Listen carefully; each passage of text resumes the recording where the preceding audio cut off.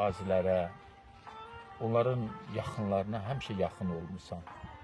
Bunu danmaq mümkün deyil. Vaxt gələcək, onun doğru da qiyməti veriləcək. Qiymət verilməz və tələsmək lazım deyil. Mənim bir həyat kredom var. Yaxşı iş görmək istəyirsənsə, heç nəyi düşünmə. Düşünmə ki, kimsə səni necə deyirəm, bu sahədə təbliğ eləyəcək, kimsə sənə tərif deyəcək, kimsə səni alqışlayacaq. Yox, elə. Çünki sən başladığın iş Allah işidir, xeyir işdir. Ona görə sənə də təşəkkür edirəm. Bizim Ziya qardaşımız, kameramanımız bizi bu, nə bilim, həyatda da, bəlkə də bu gələcəkdə daha maraqlı bir yaddaş olacaq, daha bir böyük xatir olacaq, kim bilir. Çünki hələ biz sağıq, biz hələ bir yerdəyik, hələ sabahda, birisi gündə, bir neçə illər, bir 10 illiklər bir yerdə olacaq. Bu Allahın qismətidir, bilmək olmaz. Amma bir yaddaşdır.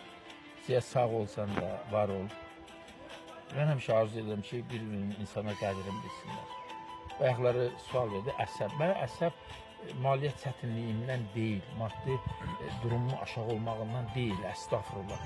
Mən insanların bir-birinə bu soyuqluğu, bu qədər bu, məsələn, laqeydlik, olduğu halda özün kasıb göstərmək, olduğu halda bacarığından aşağı səviyyədə çıxış eləməklər məni narahat edir. Bu günləri çox şey eləmək olar.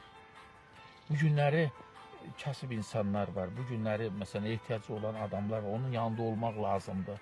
Onlara dəstək olmaq lazımdır. Ən azından bir sözlə, ən azından bir qayğı ilə onlara, necə deyim, bir dəstək olmaq lazımdır. Bu da bir gün idi. Bu Damcı bulağı oldu. Bu Damcı bulağında bir xatirə, necə deyərlər, görüşü deyək, bir xatirə şəkli deyək, bir xatirə video.